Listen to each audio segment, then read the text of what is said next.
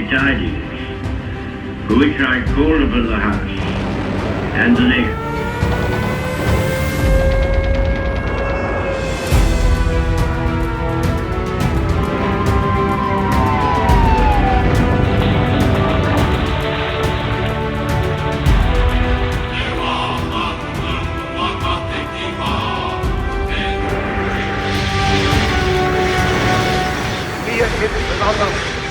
Dass wir intolerante, unverträgliche Menschen seien. Wir wollten sagen,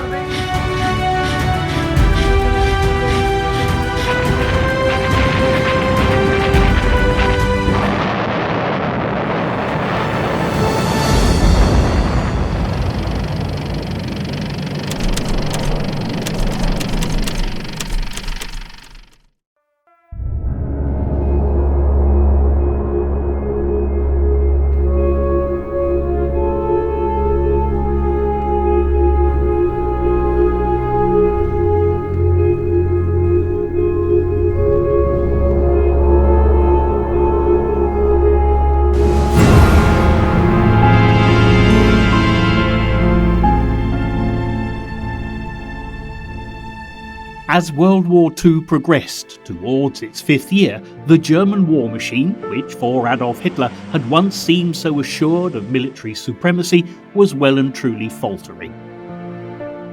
Defeat at Stalingrad in February 1943 had cost the Nazis dear, and the Allies were well placed to capitalise on their advantage. However, the Allied leaders were all too aware of the dangers still to be overcome. They proceeded with the utmost caution, beginning to take tentative but very positive steps towards victory.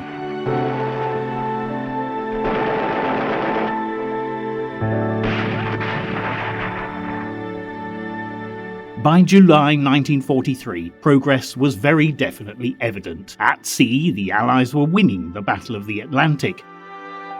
Measures agreed by Prime Minister Winston Churchill and US President Franklin D. Roosevelt at the Casablanca Conference 7 months previously to beat the U-boat menace were now yielding results. For the Germans, with morale plummeting among the U-boat crews, their commander, Grand Admiral Karl Dönitz, had no choice but to order them to withdraw from the main convoy routes in the North Atlantic. But for the Allies, it was just the boost that they needed. Success against the U-boats meant that the British and the Americans could proceed to build up forces for Operation Overlord, the invasion of Western Europe.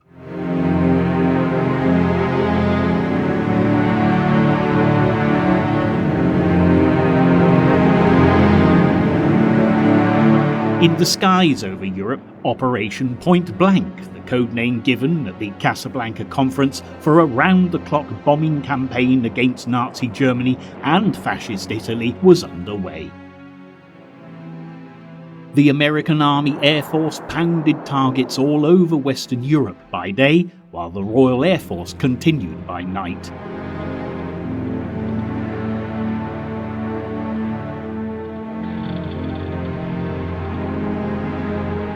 In the meantime, the campaign in North Africa had ended in a total Allied victory. By mid-May 1943, nearly 250,000 German and Italian soldiers in Tunisia had passed into Allied captivity.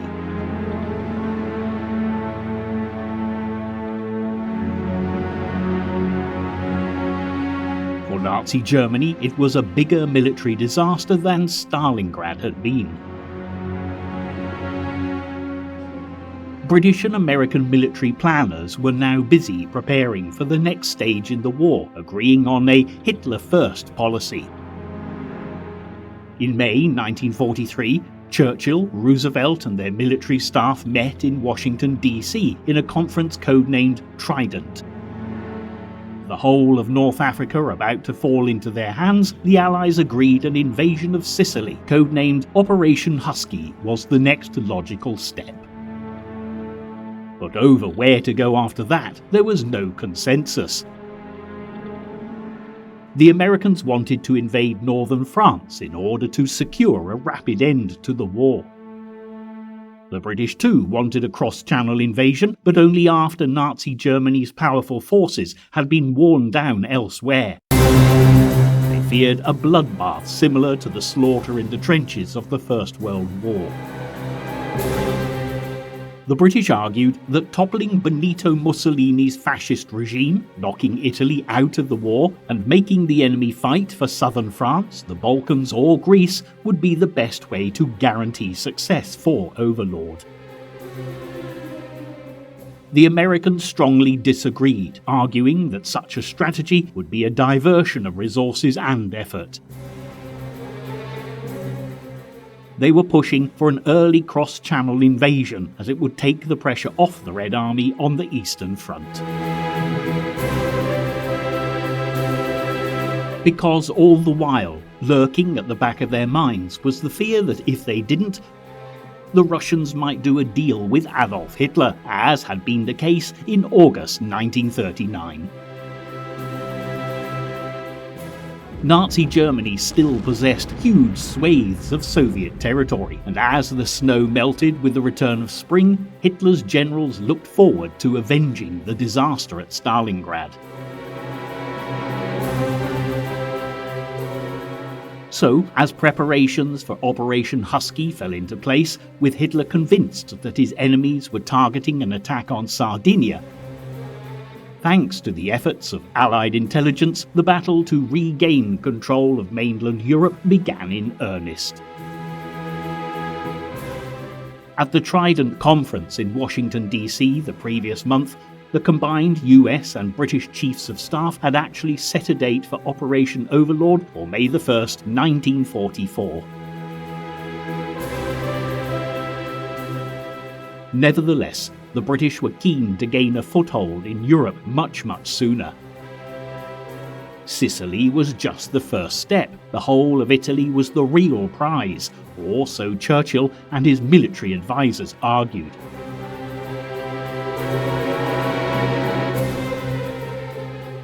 But General George C. Marshall, US Army Chief of Staff and the real driving force behind America's war effort, was under great pressure from General Douglas MacArthur, commander of Allied forces in the Southwest Pacific, to give him more resources for the war against Imperial Japan.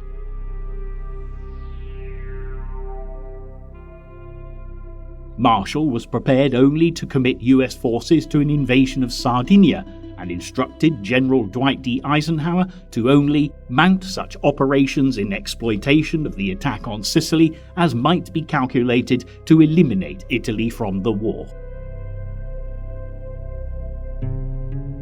Once the Trident Conference was over, Churchill and his senior-most military advisor, General Sir Alan Brooke, Chief of the Imperial General Staff, flew to North Africa to try and persuade Eisenhower that Marshall was being short-sighted and to ask for his support for their call for an invasion of Italy.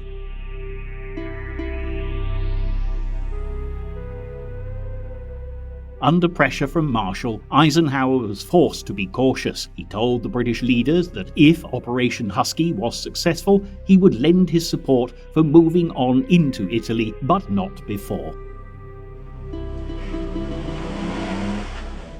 While the Allies remained tentative for Hitler's Axis powers, a major political and strategic crisis was developing.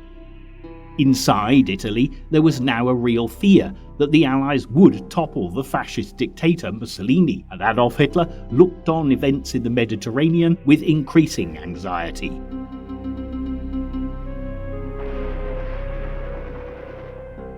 As a result of the huge burden placed on German forces by the fighting in Russia and the loss of 8 Axis divisions in Tunisia earlier in the year, the cupboard in the Mediterranean, so to speak, was practically bare.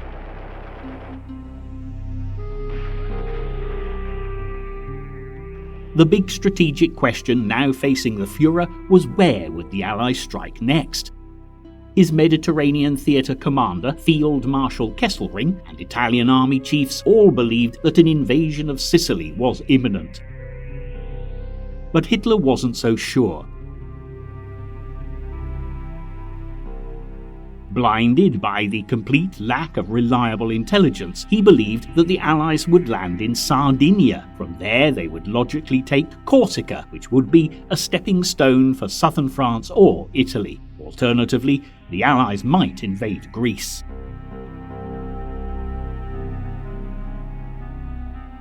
Hitler based his thinking on information gleaned from top-secret documents found on a Royal Marine officer whose body had been washed up on a beach in southern Spain back in April 1943. The Spanish authorities who found the body believed that the Royal Marine had drowned in an aircraft crash in the Mediterranean. Copies of the original documents passed on to German intelligence by a pro-Nazi Spanish naval officer appeared to show that Sardinia and Greece were next on the Allies' list. Hitler therefore ordered the dispatch of a panzer division to Greece, another motorized infantry division to Sardinia, and 2 elite parachute divisions to southern France to be ready for any invasion.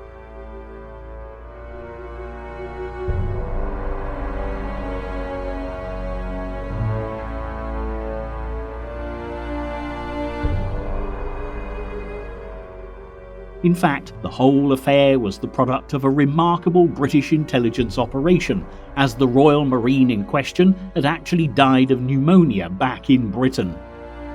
His body had been dropped into the sea very close to the Spanish coast by a Royal Navy submarine, and all the documents and letters planted on him were of course fake. Thanks to this clever deception, the 500,000-strong Anglo-American army assigned to Operation Husky would outnumber Axis troops left to defend Sicily by nearly 2-1. The Germans in fact had only 2 under-strength formations with which to repel the onslaught.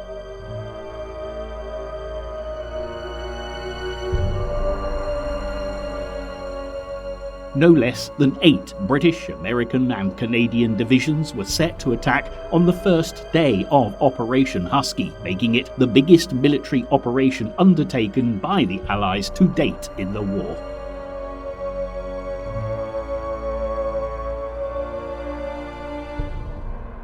In fact, more men would land on Sicily in the first 24 hours of this invasion than would land on the Normandy beaches in a comparable period on D-Day almost a year later. And what's more, 2 further divisions, 1 British and 1 American, would then reinforce the Allied beachhead on Sicily once it was secure.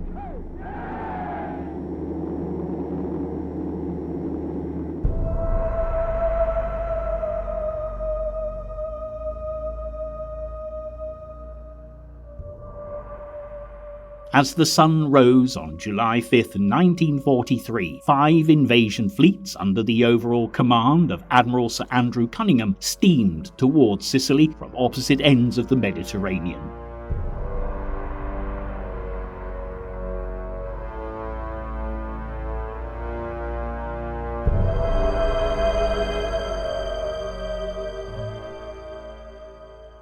Off the fortress island of Malta, less than 24 hours before the actual landings, the fleets formed 2 groups.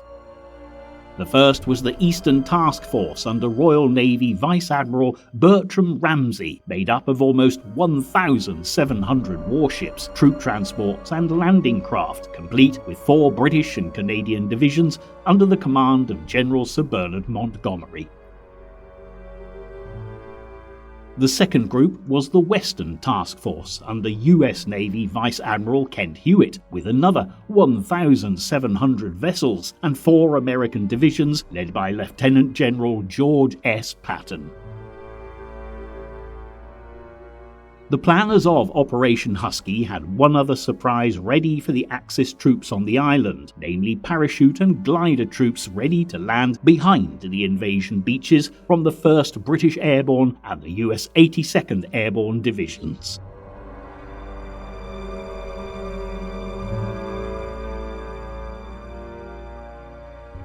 Following the successful but costly German airborne landings in Crete in May of '41, the Allies had raised several divisions of parachute and glider troops, and and Operation Husky was set to be their baptism of fire.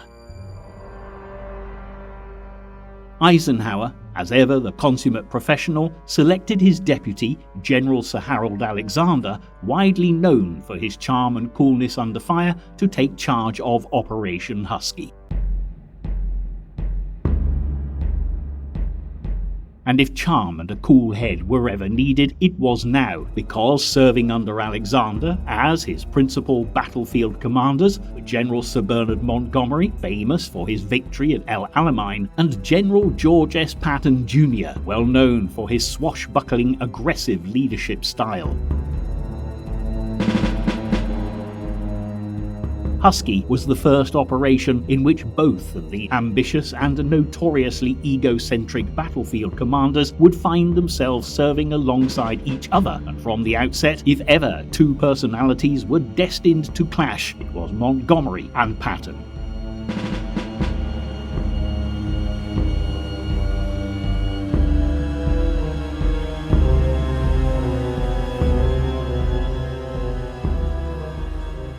The Allied invasion of Sicily kicked off in the early hours of July 10, 1943.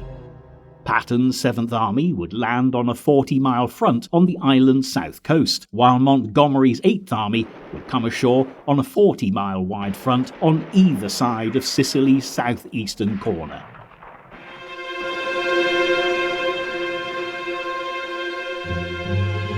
In the early stages of the planning for Husky, it had been intended that Patton's primary objective was to be the port of Palermo on Sicily's northwestern coast. But Allied military strategists were concerned that American troops lacked the combat experience necessary for such a bold operation.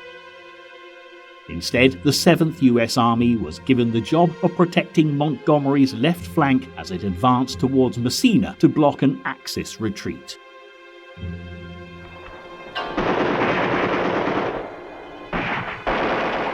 For the American general, widely known as Blood and Guts Patton, this can only be described as a red rag to a bull.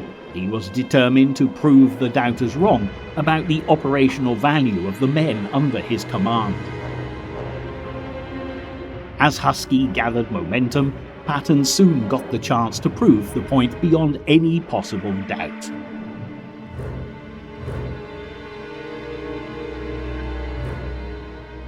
Things couldn't have been better for the massive Anglo-American invasion fleet, as it was able to approach Sicily virtually unopposed. Despite the fact that German U-boats managed to sink 6 invasion transports and landing craft, there was no sign of enemy aircraft.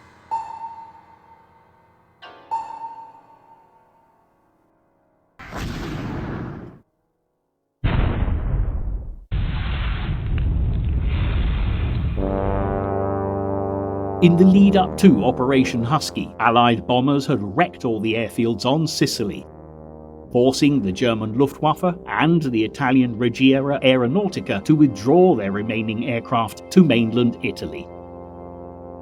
Against 4,000 Allied aircraft, they could only muster 1,500 machines.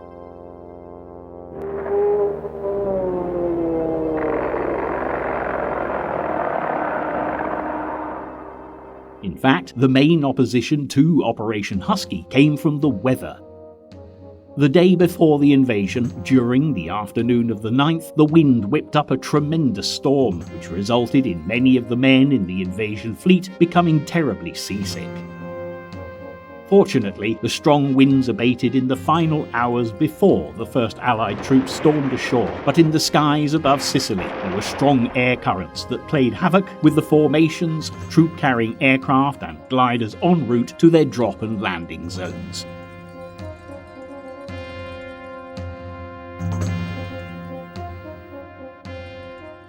The paratroopers and gliders were scattered all over the south of the island. 47 out of 134 British gliders ended up in the sea. However, the sudden appearance of airborne troops who did reach their Sicilian destination created mayhem behind the enemy-held beaches. At 2:45 in the morning on July 10th, under the cover of a shattering naval bombardment, the first Allied assault troops waded ashore.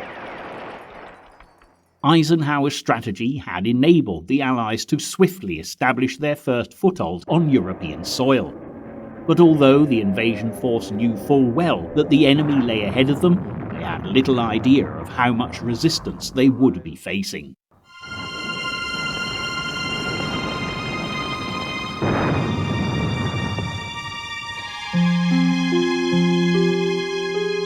Interestingly, in the British sector, nearly all the defending Italian troops encountered by Monty's 8th Army surrendered with little or no attempt to put up a fight.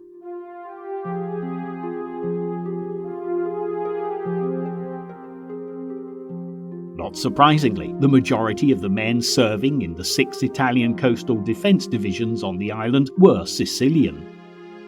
They had little affection for Mussolini's fascist regime and even less desire to see their homeland destroyed by the ravages of war.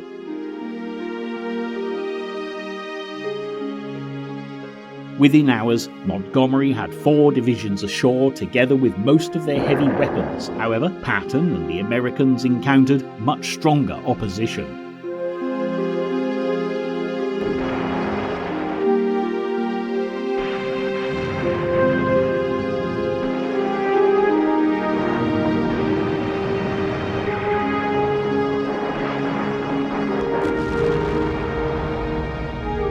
On the first day of the invasion, Italian and then German tanks appeared, but the Italians were quickly sent packing.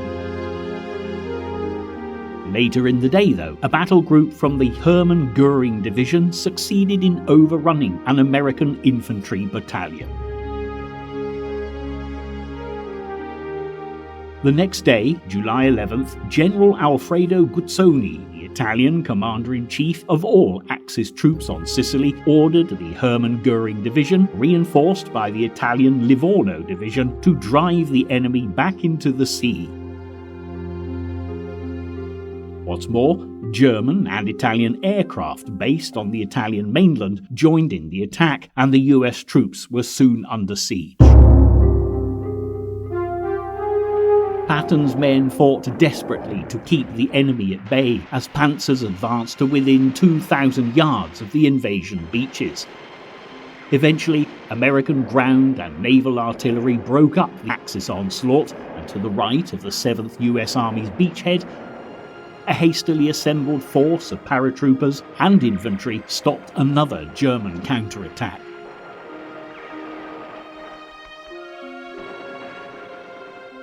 Patton's 7th Army suffered 2,300 casualties during the bloodiest 24 hours in the whole of the campaign for Sicily.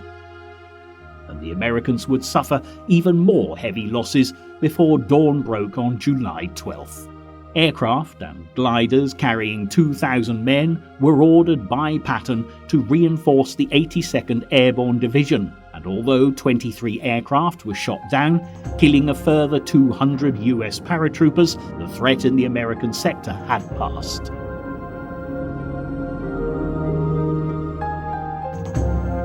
With the beachhead secure, the Allies were swift to introduce 2 new American technological developments that would end up playing a huge part in defeating Adolf Hitler.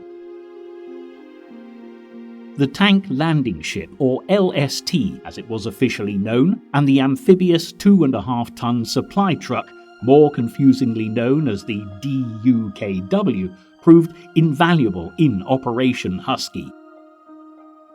Needing to get men and munitions ashore at speed, the Allied invasion forces no longer had to depend upon the early capture of an enemy-held harbour, something that would be crucial when it came to Operation Overlord. This planned invasion of Western Europe was already gathering momentum, and British engineers were busy developing an even more ambitious project to make sure Allied troops and supplies could be put in place precisely where they were needed. Mulberry was the code name for a prefabricated floating harbour capable of rising up and down with the tides off the west coast of France. but a great deal more work was going to be needed to turn the daring concept into a reality. Even so, having succeeded in getting hundreds of thousands of Allied troops safely ashore in Sicily, the cracks in the Allied High Command were beginning to show. Canadian and British troops had quickly cleared the island's southeast corner, but as they pushed northwards towards the port of Messina to trap all of General Guzzoni's Axis forces, they met with stiff German resistance. Panzer tanks, reinforced by elite paratrooper units flown in from southern France, now stood in the way. The landscape also played its part too in making things more difficult, because behind the panzers was the semi-active volcano Mount Etna, rising 10,000 feet above the plain of Catania. To outflank German positions in the foothills of Etna, Montgomery got Alexander to shift the boundary between his 8th Army and Patton's 7th Army on July 13th. The boundary shift allowed the British to advance up Highway 124, the main road into the centre of Sicily, before turning northeast at Enna towards Messina. Patton was furious. Like many American generals, he detested Montgomery. By redrawing the inter-army boundary in Montgomery's favour, Alexander was consigning the 7th US Army to the role of flank shield for the 8th Army. Patton decided that the best way to get back at Montgomery was the capture of Palermo, Sicily's capital, as well as a major port. With Palermo in US hands and his supply line secure, he could then push east towards Messina and get there before his British rival. To soften Alexander up, he got him to agree to a reconnaissance towards the town of Agrigento by his troops. Once Agrigento fell on July 15th, Patton persuaded Alexander to allow him to drive for Palermo. Brushing aside his British superior's second thoughts, Blood and Guts formed a special corps of 3 fast-moving divisions to seize Palermo. The Italian troops they encountered on the way did very little to stop them.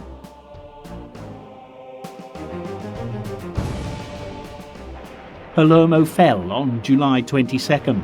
48 hours later, the whole of western Sicily and 53,000 Italian soldiers were in the 7th US Army's hands.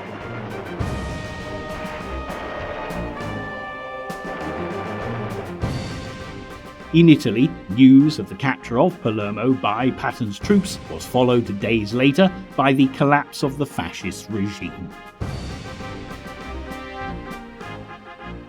Although he had been dictator of Italy since 1922, Benito Mussolini had always shared power with the Italian monarch, King Victor Emmanuel III, and the Italian army. The king and the army had never liked Mussolini's alliance with Hitler. Now it threatened to bring them all down. The Allied invasion of Sicily was a warning to the anti-fascist plotters that they were running out of time. The final push was provided by a big US bombing raid on Rome on July 19th. The targets had been the main railway marshalling yards, but many bombs fell wide, killing and wounding hundreds of Italian civilians. The mood in the city was now very hostile to the fascist regime. On July 24th, Mussolini summoned the fascist Grand Council in Rome to head off the growing political crisis.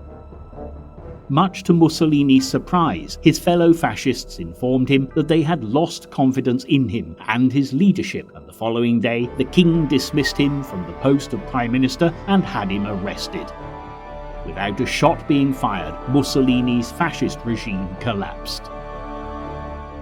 Marshal Pietro Badoglio, a former Italian army chief, became Prime Minister, and somewhat anxious not to antagonize the Germans, he announced that the war continues at the side of our Germanic all.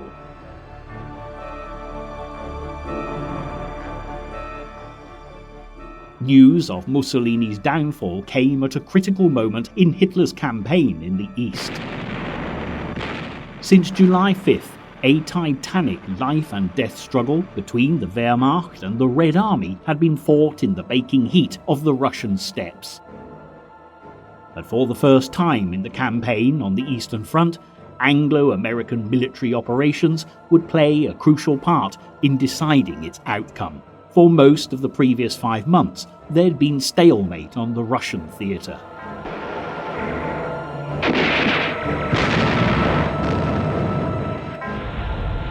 An attempt by the Red Army to exploit their stunning victory at Stalingrad had been foiled by a brilliant counterattack of German forces scraped together by Field Marshal Erich von Manstein, one of Hitler's best battlefield commanders.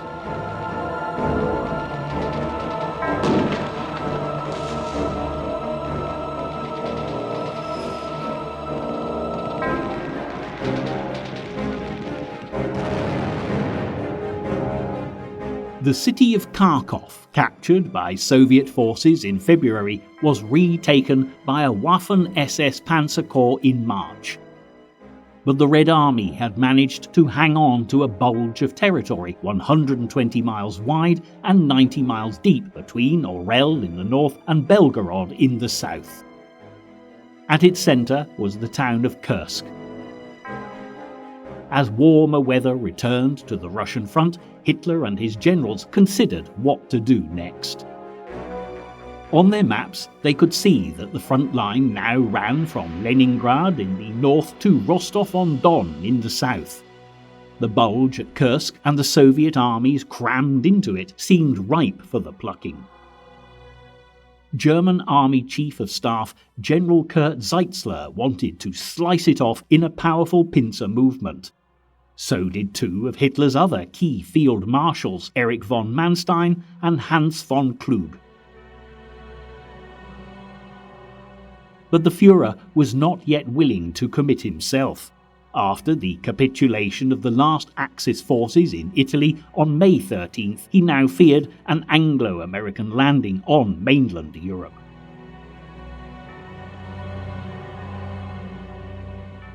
Should the Wehrmacht try to wipe out the bulge at Kursk, or should it wait for the Red Army to launch its main summer offensive?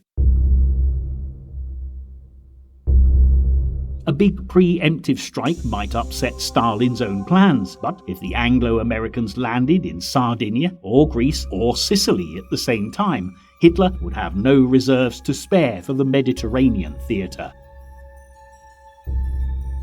For once, the Führer couldn't make up his mind. His inspector of panzer troops, the famous panzer commander General Heinz Guderian, was firmly against the proposals. He asked Hitler, "Is it really necessary to attack Kursk? And indeed in the east this year at all? Do you think anyone even knows where Kursk is? The entire world doesn't care if we capture Kursk or not." The Führer replied, "I know, the thought of it turns my stomach."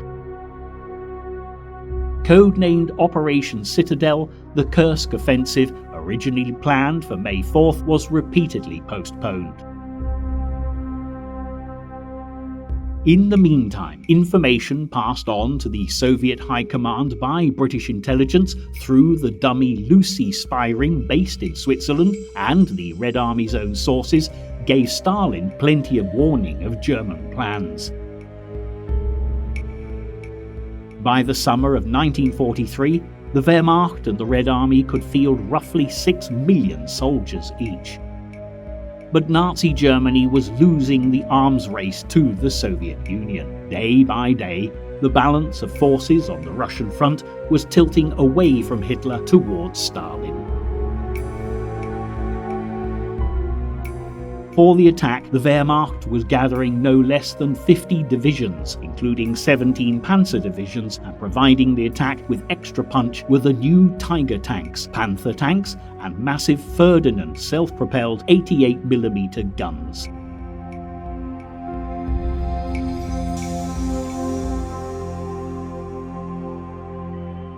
Altogether, the Germans fielded 900,000 men, 3,000 tanks, and nearly 2,800 aircraft earmarked for Operation Citadel.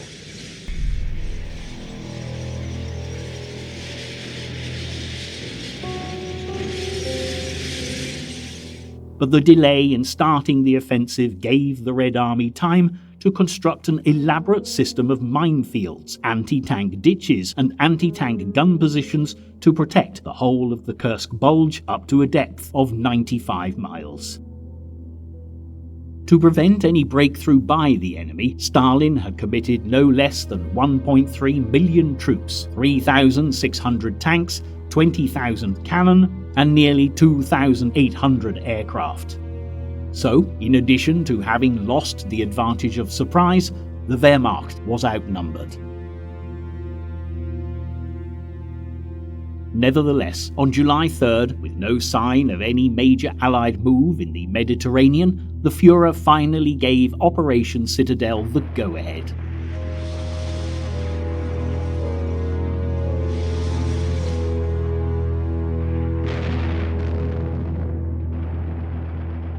"24 hours later, German troops launched probing attacks on the Red Army's outer defensive perimeter. The next day, the main offensive began.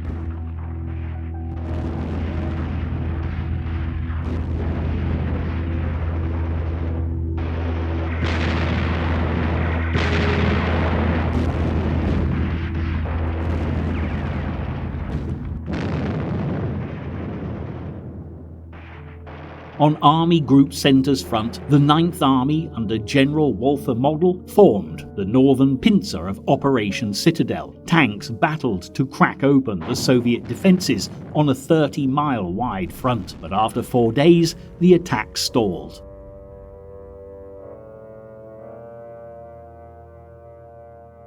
In the south, 4th Panzer Army and Army Detachment Kempf punched a hole 20 miles wide. By July 12th, they were on the verge of breaking through the Soviet defences. On that day, the world's biggest tank battle to date occurred when 2 German and Soviet tank armies met to fight it out at Prokhorovka.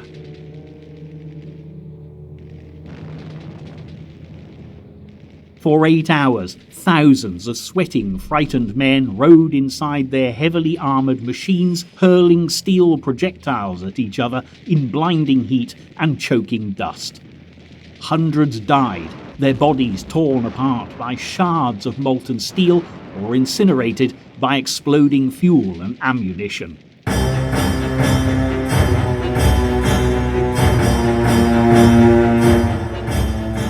But even as the gigantic tank battle was raging, the Red Army launched an offensive against the Army Group Centre. Model's 9th Army was forced onto the defensive. The next day, July 13th, Hitler reviewed Citadel's progress. Some ground had been taken, but German casualties had been heavy, 50,000 dead and wounded. The Anglo-American invasion of Sicily 3 days earlier made the Führer a very worried man. Anxious to scrape together the reserves he needed to keep Italy in the war, he ordered a halt to the Kursk offensive.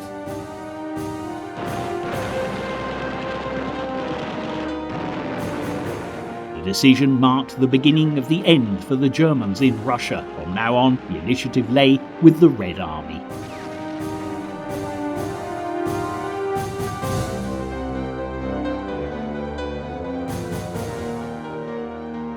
Within a fortnight, the Wehrmacht was forced to abandon the Kursk battlefields.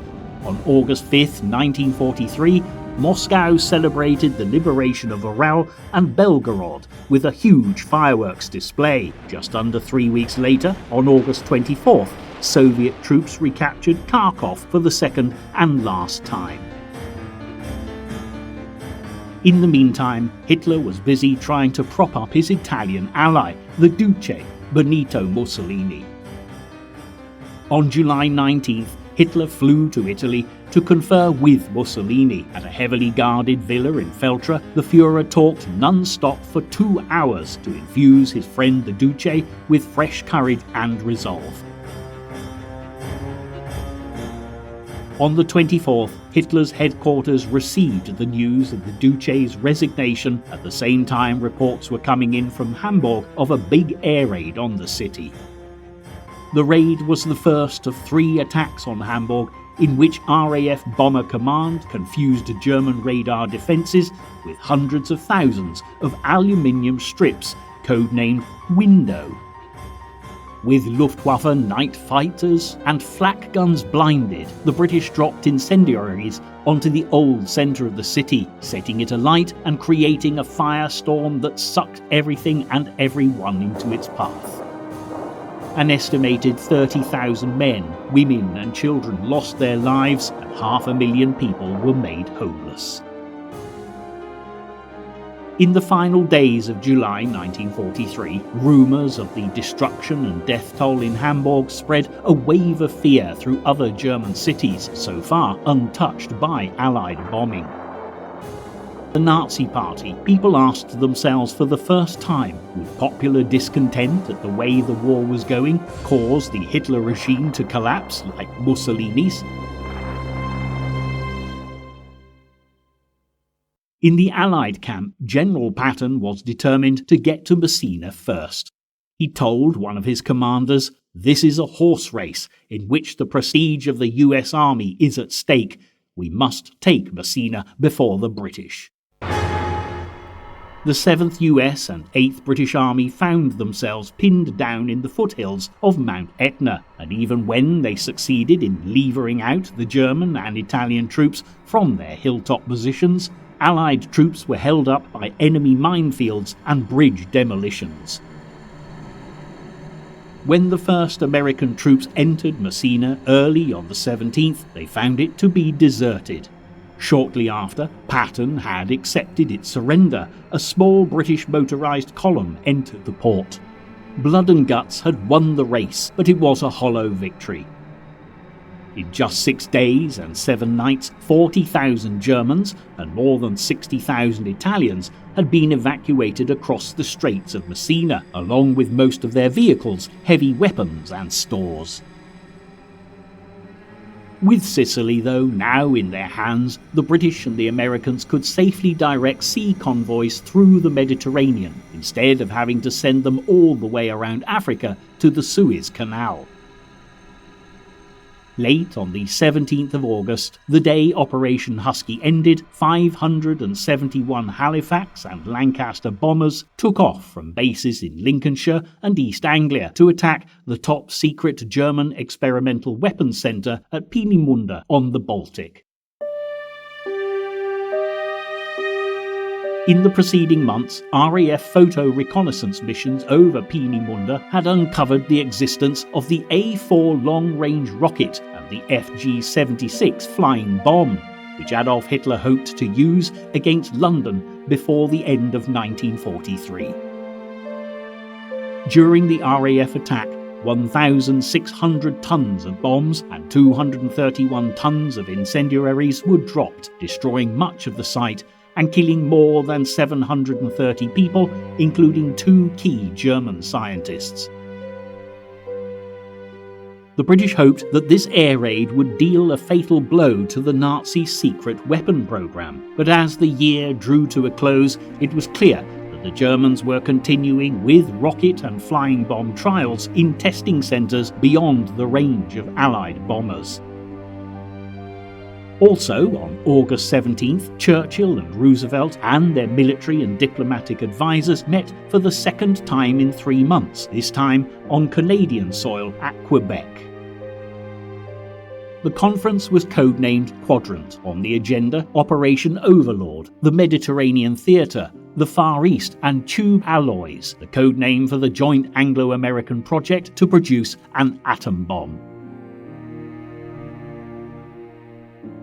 For months, the British leader had been advocating landings on mainland Italy because from there the Allies could strike at the Balkans or open the sea route to the Soviet Union via the Aegean.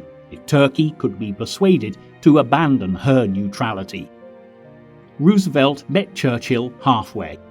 Once Allied troops were firmly established in Sicily, Eisenhower was ordered to begin planning an invasion of Italy. Mussolini's overthrow made the project urgent, but there was a time limit, as many of the invasion craft provided by the Americans were due to be transferred to the Pacific. However, where should the Allies land? Churchill was all for landing as far up the Italian peninsula as possible, starting at Rome.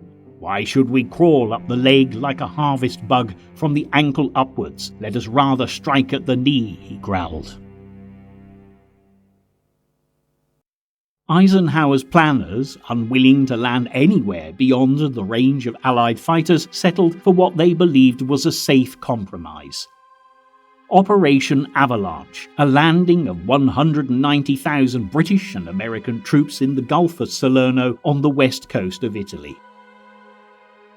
Once safely ashore, Allied troops would advance on Naples to secure their supply lines and then move forwards to the Adriatic to trap German forces still in southern Italy.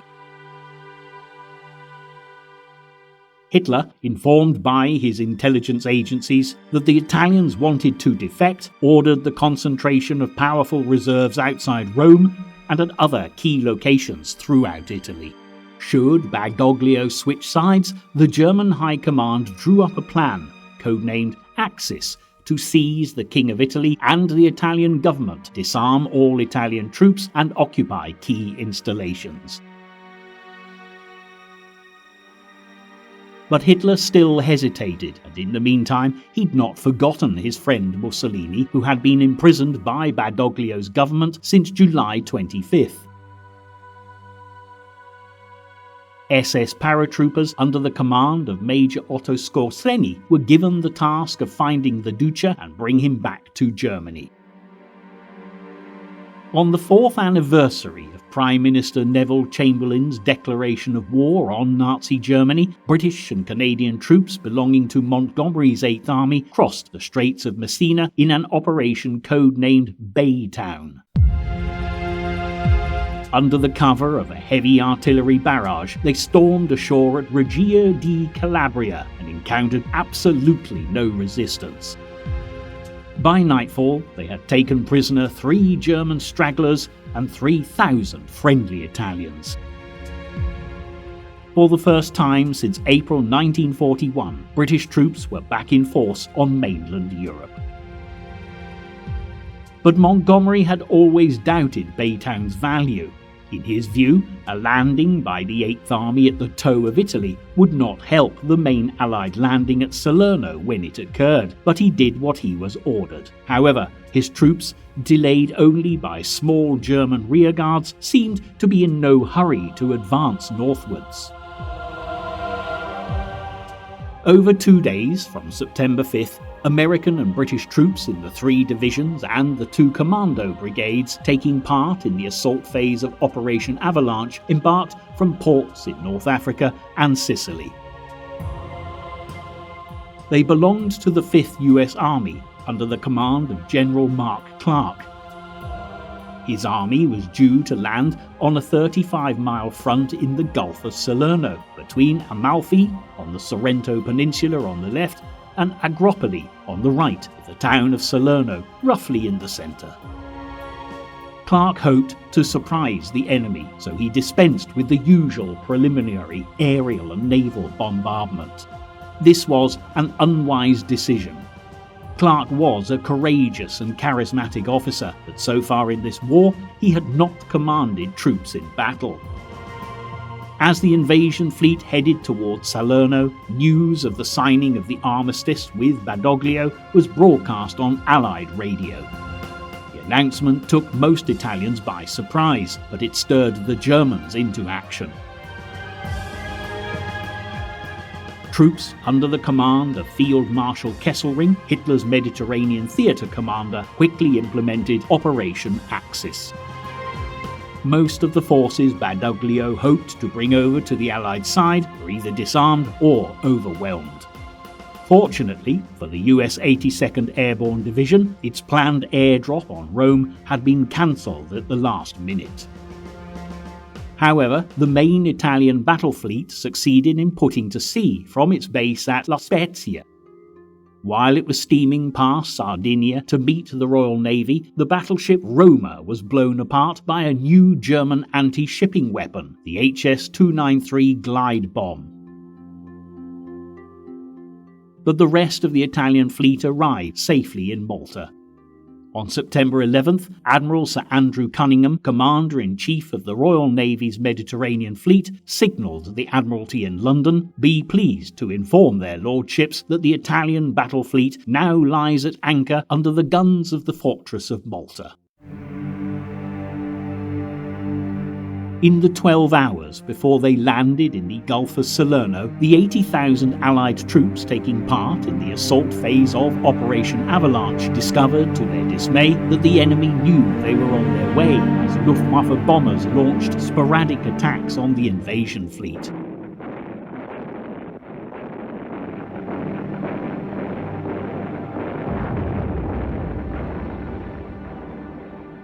Before dawn September 9th, the first waves of British and American troops boarded their landing craft, and as they approached their invasion beaches, they came under fierce enemy fire. In the British sector, warships supporting the landings by the 46th and 56th Divisions bombarded enemy coast defences.